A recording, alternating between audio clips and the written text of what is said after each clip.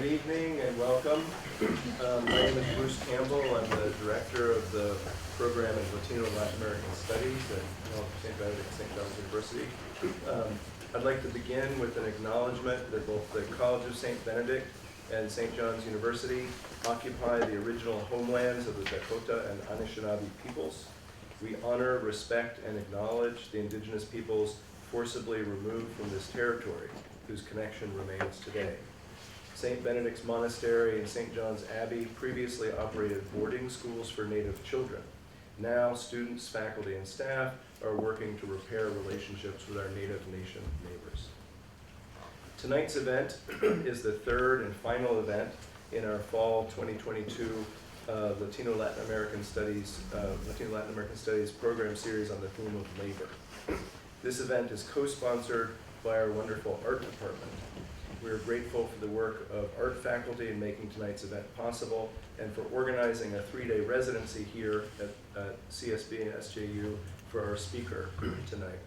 I invite students to join Bobby and me tomorrow afternoon in this same space for a mural design workshop during which we will begin to imagine what a mural on the theme of labor might look like. So feel free to come. There will be donuts.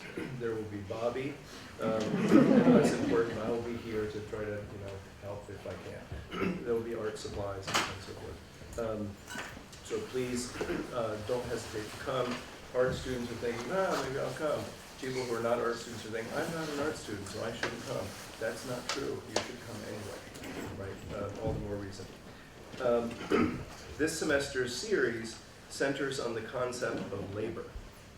Labor is both an economic category, an input in capitalist economics, as in the labor market, labor costs, etc. And it is a lived human reality, an embodied position within economic structures and a kind of creative agency or power. Labor, in other words, is both a thing and an embodied experience. As a thing, labor has a price and is used like other economic resources to accomplish defined goals, turning a profit, creating and distributing other things, etc. As lived human reality, the economic abstraction of labor becomes visible as the field worker, the barista, the house painter, the construction worker, the landscaper, and the actor, and the teacher, and the artist. Importantly, there are also forms of labor that are necessary to the maintenance of a healthy community and society, but they're often not recognized as formal inputs for the economy. Raising children, mutual aid, volunteer work, and other kinds of community care that are not transactional. Our speaker this evening, artist Bobby Marines, will talk to us about the many intersections of labor and community and how they are important in identity and creative practice. A native of Robstown, Texas, Bobby Marines is a Minnesota-based artist whose interdisciplinary practice considers the influence of socioeconomics, race, and the criminal justice system on Chicano identity. Growing up engulfed by poverty, gang culture, and drug epidemics, his practice references personal experiences that reflect the reality of marginalized and underserved communities in the United States. Bobby is the recipient of an Advancing Artist Grant from the Southeast Minnesota Arts Council in 2015. In 2021, he was awarded a Creative Support for Individuals grant from the Minnesota State Arts Board. In 2021 and 2022, he was awarded multiple grants for his online project, Voces y Visiones, which uses art as a catalyst to explore issues in the Latinx community. His work has been featured in various exhibitions and publications throughout Minnesota, as well as in private collections across the country. Most recently, his work was featured in group exhibitions at the Plains Art Museum, the Minnesota Museum of American Art, and the Des Moines Art Center. Please join me in a warm welcome for Bobby Marines.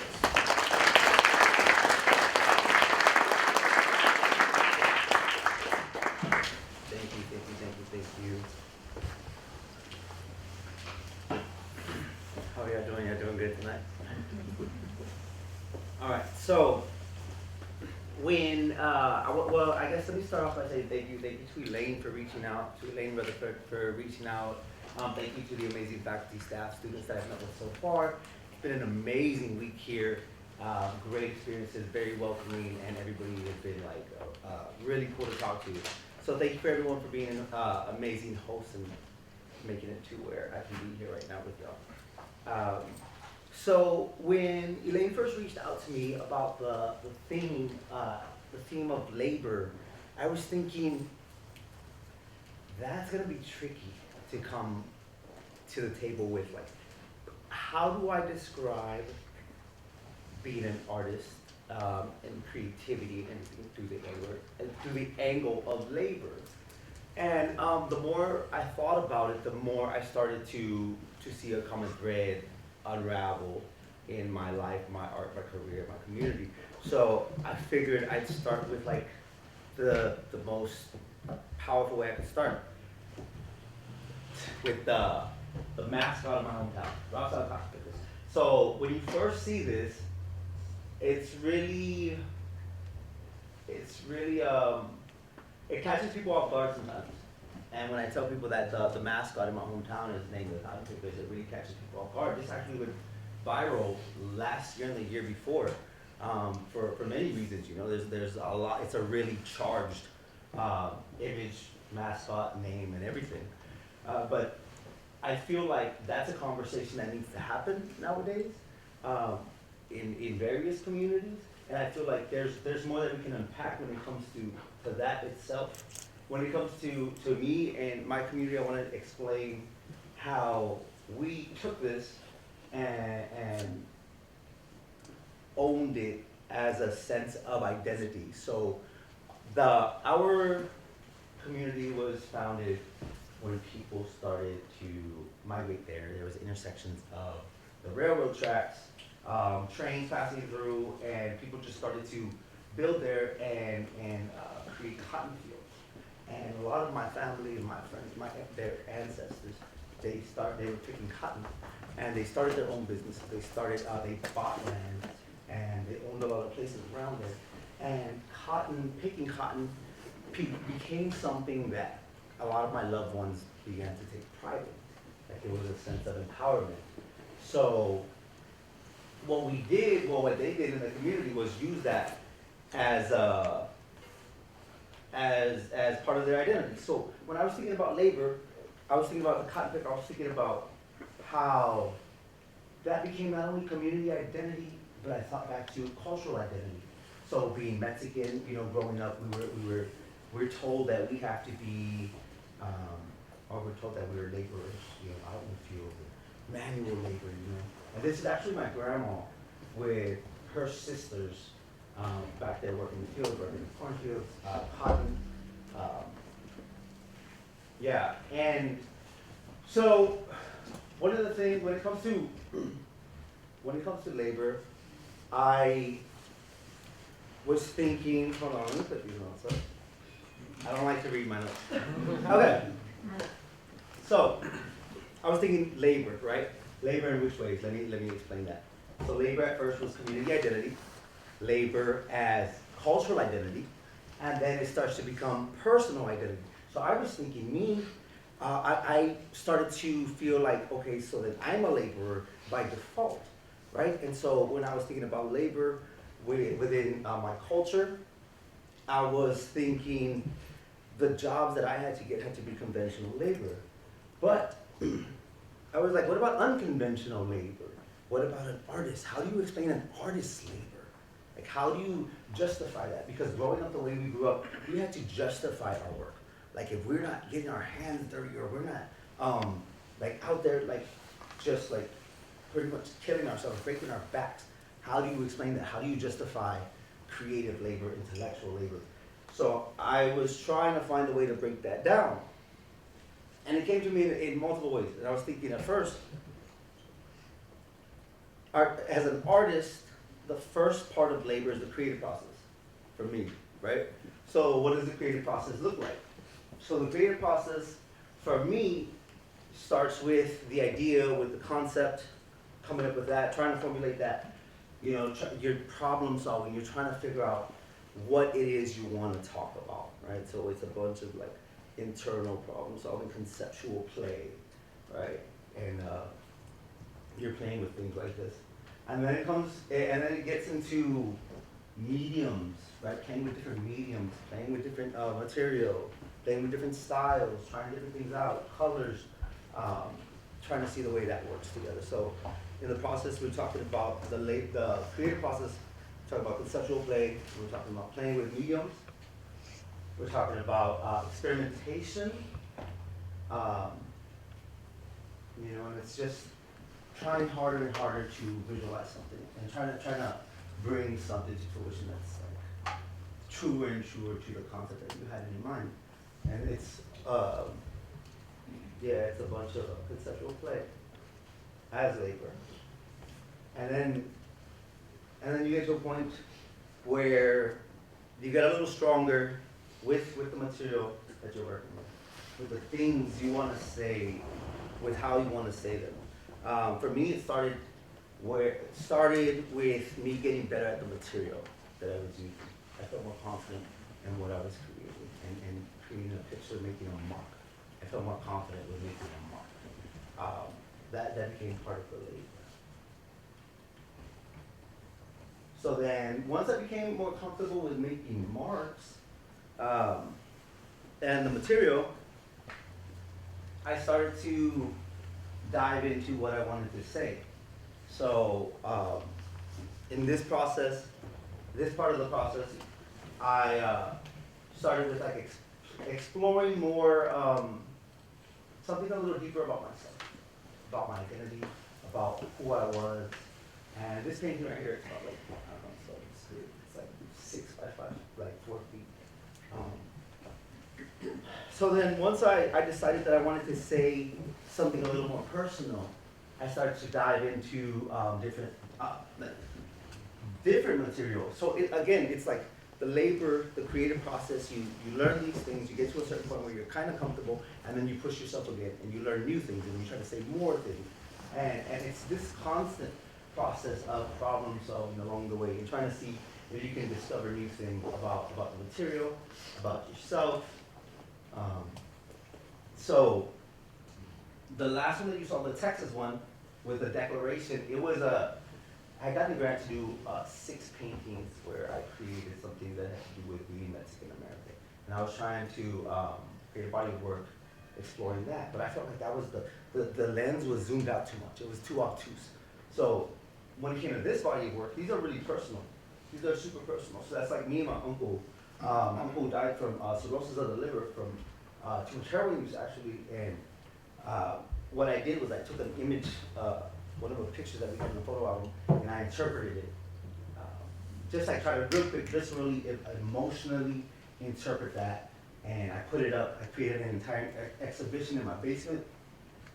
And I put like aluminum foil crosses in the back. I did like a crane in the background. I had a lot of fun with this, and it was just play in material, but at the same time I felt like I was on the path to something stronger as far as what I wanted to say. And I also started doing video. Again, this is experimentation, the labor of an artist, right? You're trying things out. You're playing with material. And again, these are all really, really personal to me. But this right here, the next few images right here, kind of pretty much sum it up, the process. So at first, this is the one shack I grew up in with my dad, and we called it the Multicultural, which actually like literally means one room shack. And that's a watercolor ink piece that I did. That's the first version I did of it. It was like, I don't even know, it was like when I first started creating work seriously. And then that's another version. So the next version came out, and I'm comfortable with a whole different type of material. So now I'm painting it. I put it with dark black background, which was supposed to represent something. So now I'm using symbolism. And after that, I created it out of hojas, which are the skins of tamales, right? So this one right here was on Hennepin in Minneapolis, part of the Made Here program, and it was meant to represent the fragility of home. Because when we were young, my mom left us when I was about 11 years old, and she left us, and then my dad was in prison. So all of a sudden my house felt, the house that I grew up in, or I actually moved to a lot of houses after my mom left. And this was the one room shack I grew up in, right? With my father and my teenage years when we got out of prison. But from that moment on, I felt like my house was unstable. Like we never had a solid foundation. So the fragility, not only the ties to our culture and our traditions, are referenced here, right, with the old house, but also the fragility of home, because it also reminded me of the story of the three pigs when they blow down the houses, right, and the first one to go is the one of straw. And this one reminded me of that. So again, at this point, we've already gone through the creative process of, as an artist, you know, the labor there. So conceptual play, learning material, learning what you want to say, and then evolving from there.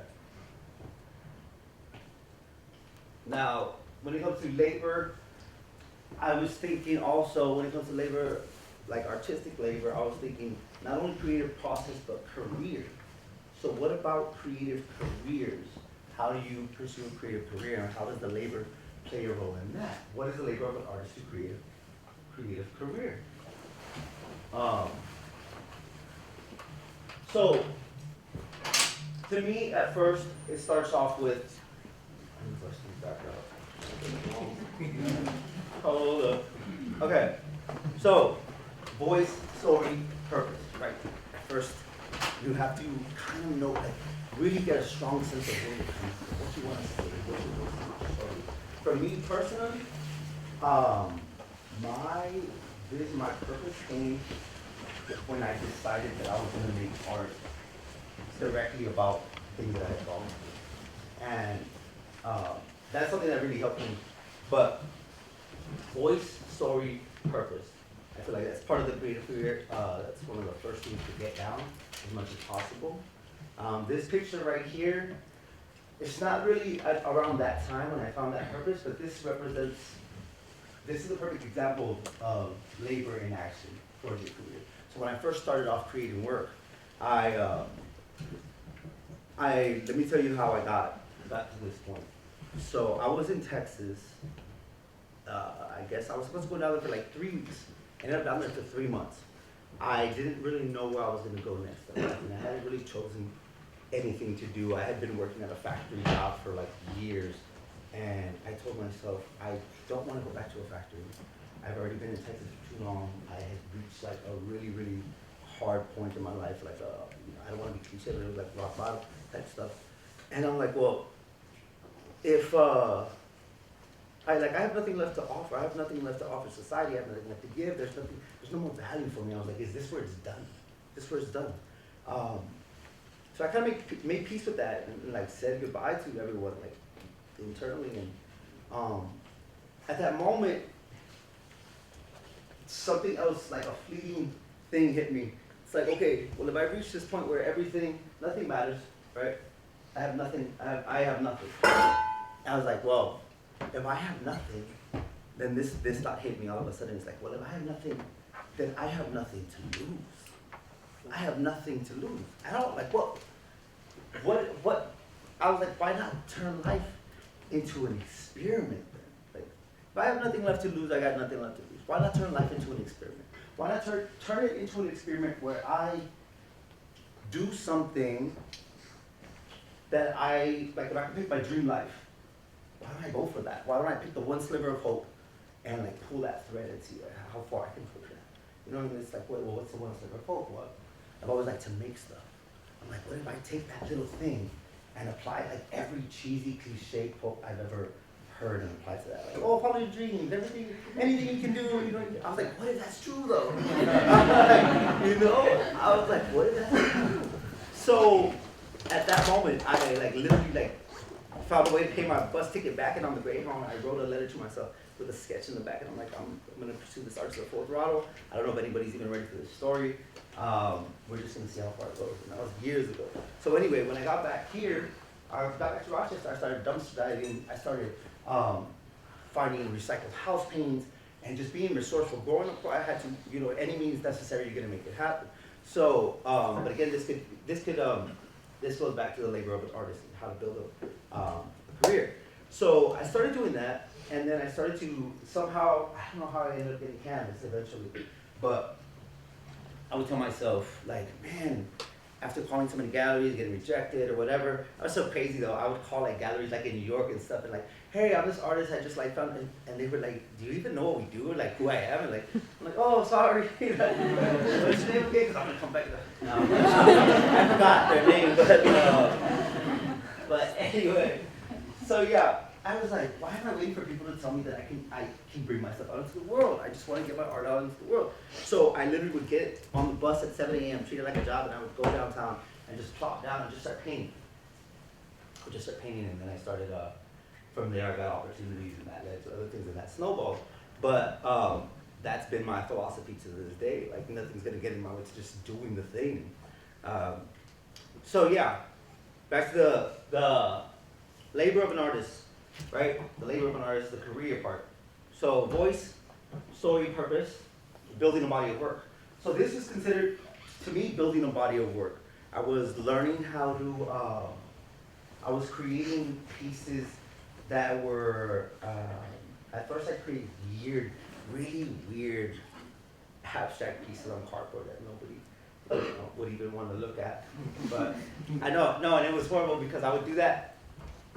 I didn't know much about like websites or anything, so I created like I had a Tumblr, and I would do paintings, these weird paintings with like faces screaming and stuff, and I would put my Tumblr on there and leave them all over town, like, oh, this is how it's gonna happen, you know? No one called, no one hit up my Tumblr calling. But anyway, this is part of building up a body of work, just trying stuff out. So then I'm like, oh, people want pretty pictures, you know, and like, let me go that route and see if I can get into some, you know, use that angle.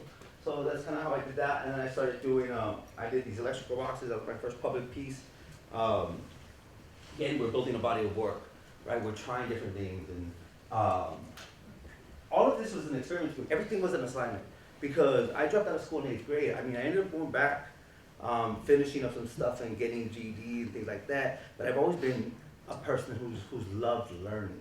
It was just like, I mean, I was in advanced classes as a young kid, but then I ended up dropping out in 7th grade. Like when my dad went to prison and my mom left, I was like, oh, no big deal if I don't wake up to bar and go to school. So I went directly from that to that, but I've always loved learning. So when it came to starting my career and getting into the building this stuff up, I was learning in real time in public. So I wasn't afraid to try different mediums and to try different styles and just absorb all the knowledge I could from mentors along the way who were, had MFAs and BFAs and so on and so on. So again, building a body of work, getting your work out there. So, so when it comes to getting my work out there, that's how it happened. I just went for it. I just put it out there and I just made connections and I built my network from there. Now, once I built my network, I started to reassess my purpose, because I feel like as an artist, you have to go through these stages, right? You have a purpose, you build a body of work, you get your work out there, and then you have to reassess your purpose every so on. And one of the things that I ended up doing was getting everything that I had learned in Minnesota once I had reached a certain point, and I took it all back to my hometown and started working with the community and bringing back art over there. And it's a really, really poor town, right?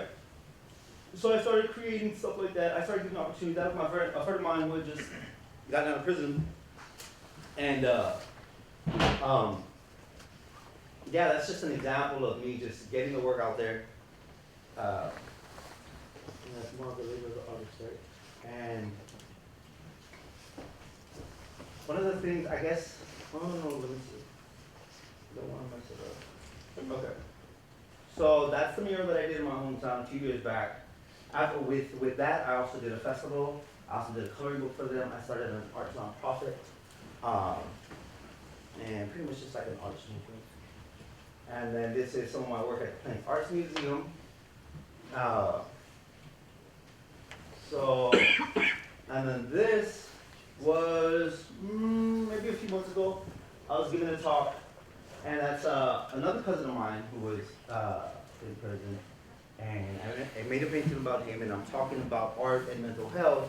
I'm on stage talking to a few students, And I guess, and then that brings it to this. This was I got a grant to do a body of work, an online body of work. It was presented and things like that. So I guess I was getting too lost in the early part of my story, but I wanna sum that part up. So the artist, right? The artist's career as labor, coming up with a concept, coming up with purpose, coming up with a voice, building a body of work, getting your work out there, networking, organizing, and administrative and sustainability. So let's think about that, right? So let's think about that in the expanse of my career, right? So getting your work out there, networking, organizing, administrative, sustainability. So not only do you have to create these things, come up with a purpose, but you also have to find a way to, if you want to be a professional artist, you have to make it sustainable. How do you make it sustainable? You have to learn administrative things too. How do you fill out grants? How do you send an email? Who do you send an email to? That's part of the labor of being an artist, right? So it took me a while. I mean, there's so much to cover in between that, which I don't wanna like get lost in the sauce with that. So I just try to give you a real quick summary of how things go, or how they went for me, as far as the labor that I put in to get to this point. Now, sustainability. Let's say if you want to be sustainable as an artist, right? For me personally, it took years and years and years of planning and building things up and trying to make sure that everything clicks into place. So one of the things I wanted to do was create work, do things that I love, create work that I wanted to create, and be able to like pay my bills and go out and travel and things like that. So it's like, how do you do that? How do you do that? Well, I finally came across, I stumbled across an idea where I was invited to speak for a gallery in Minneapolis called Sugat, and they told me to do a live 1 hour session showing my artwork, right? And I was like, okay, cool. I can show you artwork that has friends of mine, or I can invite a friend of mine, and we can talk about the issues that's in the artwork, in real time. You can see the conversation in real time. So I invited them over. We dove into conversations about PTSD. We started to unpack things in our community. He's from South Central LA. I'm from Texas, and we just started to compare the Chicano experience across the country. That turned into an entire series where I linked up with Mayo Clinic, and now I'm a community partner of Mayo Clinic and sponsored by them with this series that I started. So I go live on Facebook once a month, and I use art as a catalyst to dive into these issues. So like, let's say I'm gonna do an episode on PTSD. Okay, so I'll start with a painting of something traumatic. Let's say like the domestic abuse or something that I went through growing up. I'll use that as a jumping off point, go into some storytelling and invite somebody working in the mental health field, and we'll dive into a conversation about what that is, about mental health, about possible ways to heal, integrative medicine, things like that. And then I open it up to the public to jump into the live discussion on Facebook. Well, when I first started this project, I got a hold of one of my friends who works at the Mayo Clinic Community Engagement department. And I told him about the project and what the episodes I wanted to cover: cancer and nutrition, mental health, substance abuse, and so on, financial literacy. And he's like, well, you know what? That actually overlaps with the community health needs of the county. He's like, if we can link up, we can seek partner, we can get funding, we can make that sustainable for a long time, depending on how many episodes we want to do, yada yada yada. So that's part of the labor of an artist, right? Making it to where it's sustainable. That's what you want to do for a living. Now,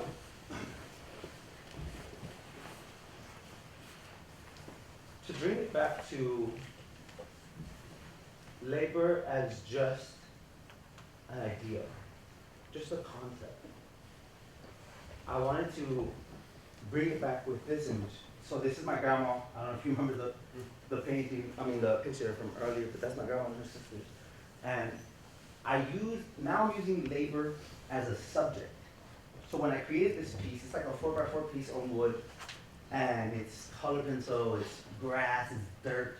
There's confetti and stuff on their faces with just brown marks. And there's a rope, right? Like a string and it ends right here and it's spray painted gold. And I actually call this piece Rumpelstiltskin, because the story of Rumpelstiltskin is about that little, what is he, like a troll or a gremlin or something? But anyway, he makes this promise, right? He makes the gold, he turns the stuff into gold, and then, but in exchange for that, he wants her first child. And he takes her first child. And I was thinking that kind of reminded me of like my grandparents and them, and their American dream, right? And them coming over and other immigrants coming over, hope for planting seeds of a better life. But then their kids end up getting stuck in the same laborious thing. Like, not all of them take the jump to go pursue dreams or go self-actualize. So they get stuck into these systems that are in place. And even if it's not that kind of system, it's the criminal justice system or whatever it is, but they get lost in these systems. So whatever they gave, whatever it was that made them that promise, ends up taking the children. So that's why I call it Rumpelstiltskin. But so now we're using labor as a subject, as a topic. We're unpacking it as a concept. We're using it in a piece, right? We're using the labor of creating, the labor of conceptual play. This is something that's going to be exhibited in at the end of my residency coming up. So now we're using it in the labor of career, and it brings it full circle, right? And I feel like now we're talking about the communities of labor, communities around labor, communities built off labor, and everything that's come from labor. And I feel like at the end of the day, the culmination of the labor that we've all put in has led us to this, to where we are today, to this talk. The labor that I put in to get to this point, and everybody else that's put in the labor to get here, all the labor that you've put in to get here, has led us to this moment. So if any of that made sense to any of y'all, thank you for listening. There were some sketchy moments, but yeah, that was that. That was that. Thank you.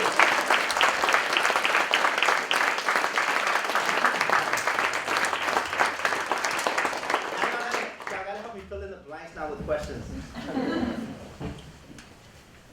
Okay, any questions?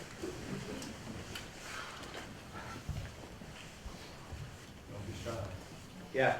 I know you talked a little bit about this, right? When you're saying like your family story and everything. But how do you see a connection between your definition of labor and what your ancestors thought about labor, and how do you relate to the difference? Well, I mean, yeah, because it's weird because, like I said, like in our community and like in our family too, it's not even really respected if you're not like getting your hands dirty or like really like exerting a lot of energy like that, like creative work and all that. Is it?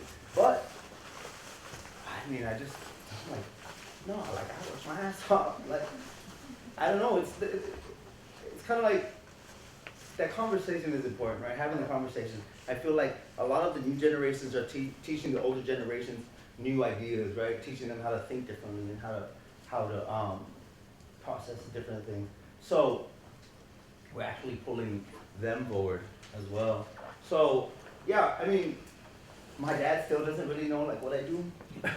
He doesn't really know how to like ask about it or talk to me about it. But he just like, I talked to him on the phone and he was like, hey, and he's from Cali, so he talks like that. He's like, hey, I like what you do, man, like your mind, it's like, man, like, I was like, oh, thanks, Dad. All right, and that's it. So, I mean, in a way, that's kind of a conversation, right? But yeah, there's always gonna be that weird disconnect there, unless they see you like out there doing the work. Like when I went down to my hometown and started painting a mural, I would set up scaffolding, things like that, and they saw the physical stuff behind it, then they were like, oh, okay, we're doing something. Yeah.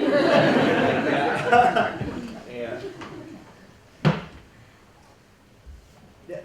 After doing the hard work of making the artwork, when it comes to the administrative and marketing stuff, what what's your biggest piece of advice for once you've done making the artwork and now you're asking yourself, what am I gonna do with this? How am I gonna sell this? Like what would be your biggest piece of advice? Well, first off, you gotta figure out what you wanna do with it, Yeah. right? What do you wanna do with it? Do you wanna exhibit it? Do you wanna sell it? Do you wanna do both? Do you wanna turn it into merch? Do you wanna, like, what do you want to do with the work? What do you wanna do as an artist, right? What do you wanna do with your work? So let's say you wanna get into an exhibition. So then you start looking into exhibitions. Maybe exhibitions that might fit the theme or something that you covered. So going like, get into stuff like that, hitting up galleries that, and maybe they're not having a call for artists, but you hit them up anyway. Things like that. Like that's if you wanna be an exhibiting artist.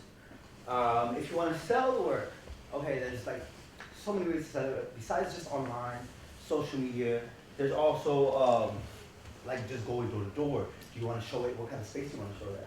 What kind of space do you want to sell it to? You know, is it a business? Is it commercial? Is it corporate? So you start thinking about where. Like, do you want your work to be like in a hotel or is it a personal thing?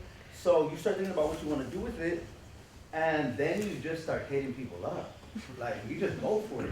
That's one thing. Like I don't let like I said before, I don't let anything get in my way. If there's something that I want to do, then I'll just at least shoot by shot. If it doesn't work, it doesn't work. But there's nothing that's going to keep me from just like trying it once I figure out what I want to do with the work. Now, let's say you want to, let's say you just want to show it in public and you want to, let's say, talk about stuff. Okay, well now you have social media, things like that, but if you want to be out in the world, then just go out and like set it up somewhere. And if they, I mean, whatever, if they kick you out, they kick you out. But like you set up in a spot, like I'm like that, like hungry when it comes to certain things. Like I would just go out there and create like a pop-up exhibition. You just ask yourself what you want to do with it first, and just know that there's literally nothing in between you and just shooting your shot when it comes to anything. And if you want to do an exhibition, say you create a body of work and you want to show it, then you can, if nobody gets back to you, if you don't get into any shows or whatever, then start getting a hold of people, institutions, and places that have empty spaces or rentable spaces or buildings, empty buildings, you know, and be like, hey, I saw your space, saw a phone number on the window. Is it cool if I do like a pop-up thing? Like I've done that before too. And I think that comes from growing up the way I grew up with no resources. Like it's any means necessary gonna make it happen when we put it together. Things like that. Partnerships are good. You know, people that have programs, even if you want to get into an institution, maybe get a hold of them, see if they have some kind of educational programs, and then you can bring art. So yeah, I mean, you can be creative with that too. Yeah. Yeah. Sorry, I'm the recorder, but you said that your first slide, the name CottonPicker sparked controversy and went viral. How did you navigate not letting that get to you? And then how did you find ways to even see the uniqueness past the controversy? Yeah. So it's interesting because I grew up like, where I grew up, we didn't know it was controversial for us because we were, for one, we grew up where it was just like, I grew up in a neighborhood where it was black and brown people right here, like we were side by side. We've always grown up together in my neighborhood. And the whole town was like 90-some% Mexican American and things like that. And we never questioned the cotton picking thing because people always talk down on Robstown because Robstown was actually rated the most dangerous city by the FBI in 2017 and the worst city published in USA Today in 2019. So we were always used to being looked down on. Oh, Robstown's good. Oh, Robstown's whatever.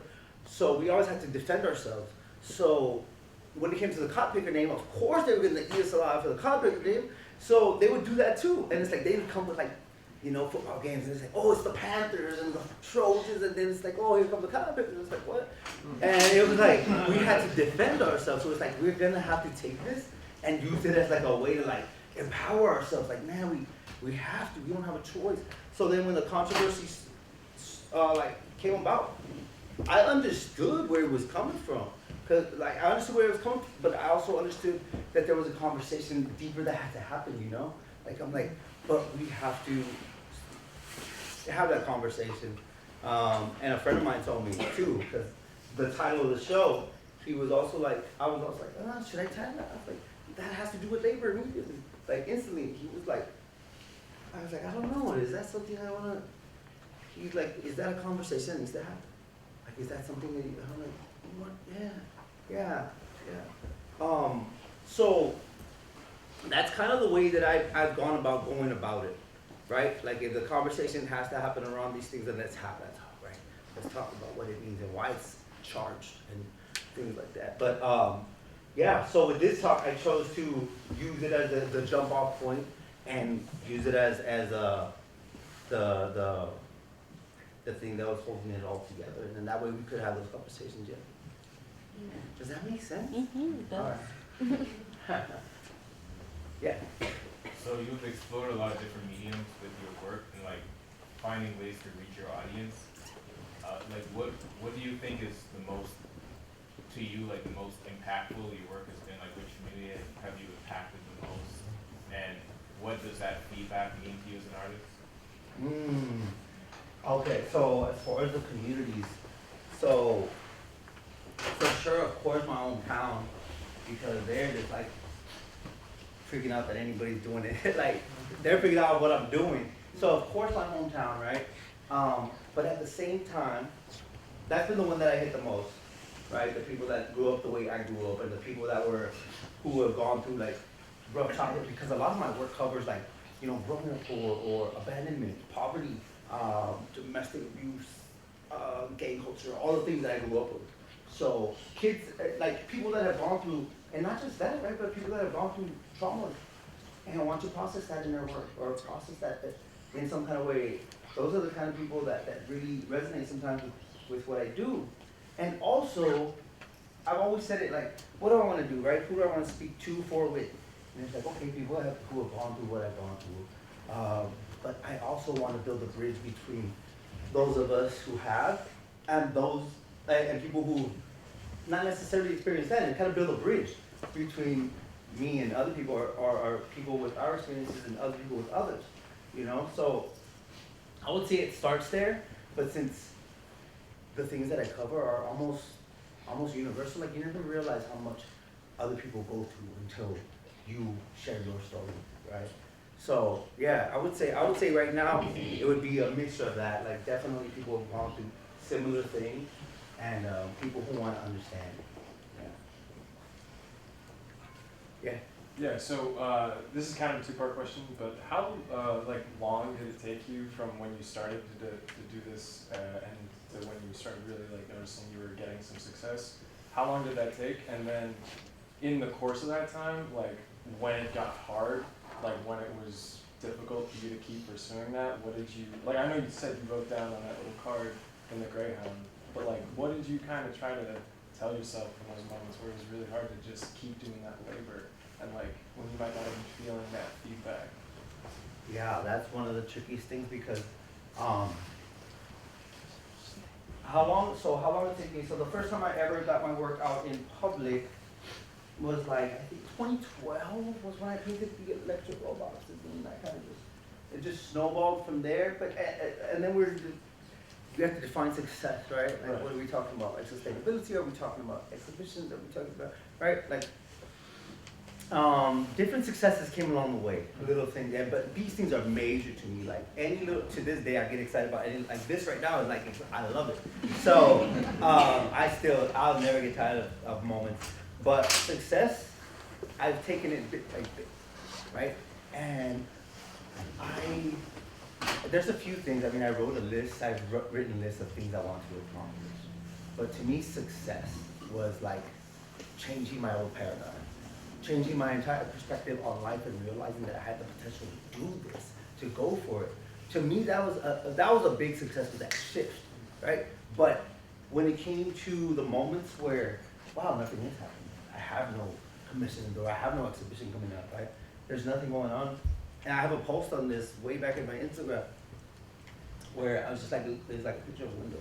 It's really pensive and dramatic. I used a good filter on that. And it's the winter. And I put a post on the bottom, and it was like something to do with like, you have those moments where nothing's happening and you feel like, why am I creating? Why am I still chipping away at this thing? And for one of the things that comforts me is I always think, like, because that can be a lonely time, but I always think about all the other artists doing the same thing around the world and throughout history. Like, I feel connected to everyone that's had those moments. You know, I don't feel as alone, and I feel like I look back and I'm like, I've seen things come to life down the road, so I know it's gonna still keep happening, you know? And there's times where you just, and it's like cliche stuff, but it's like trust, like you have to trust that process. Yeah. You have to trust the ebbs and the flows. And it's like, okay, this is that time to just, you have to really like trust in that. Okay, this is where I sit with this. And you know, and you just keep creating. And what you do too is you get lost in the process. You let the process be the success. So you try to find ways to just feel satisfied with creating this thing and let the success be the creation of that thing or the fact that you're doing it for yourself, right? At the end of the day, you want to start with you and let that be the success for now while you're still moving towards things. Because chipping away at things, applying for something or sending emails or whatever, then you have a lot of things that could be. So that also kind of keeps a little thing going. Say you send off a grant and then you have to wait for it for like 4 months. Even if they tell you no, me too, like for those 4 months, oh, I'm imagining the best show ever, the best work. Oh, if I get this grant, I'm gonna. So those 4 months, I get to live in delusion, you know? And because you never know, you never know. But I say just always keep creating, find satisfaction in the process and in the waiting, and know that that has meaning too. Those moments, those in-betweens are absolutely important. But yeah, I would say those are a few things that I keep in mind. Yeah. This is kind of a related question, but you talked about how one thing that pushed you to start pursuing art is the realization that you didn't really have anything to lose. But now that you're at a point where your art is sustainable and it's part of your livelihood, how do you not get stuck in doing the same thing? How do you stay motivated to keep taking risks and trying new mediums and projects? Because to me, what's got me to this point is me being my 100% authentic self, right? So I get bored really easily. So I know I'm gonna be like, if I do something that's too structured for me, I'm gonna get bored. And I'm like, oh, I do not want to I always want to keep myself interested, because nobody's gonna be interested. You're not even interested in your own stuff. It just becomes just like, it's systematic. And I always change things, whatever. I always just keep going. I don't know. I really just, I'm really open to what's next and how I'm gonna approach the next thing. Season 1 of Voces y Visiones, which is my web series. Season 1 was 1 episode, the second Wednesday of every month. And season 2 was an episode here, right? An episode a month, and then, oh, here's a bonus episode. Oh, here's a couple of recorded ones we just threw in. So it just keeps it interesting and different topics. Now, when it comes to sustainability, I feel like since the sustainability here for now is rooted in how organic I am and how much stuff moves around. The sustainability is in that, then luckily I have the freedom to play more, but that took a long time to put into place. But what was the other part of your question? I think you covered it. Did I? All right. Anybody else? We good? We got it? All right, thank you. Thank you so much.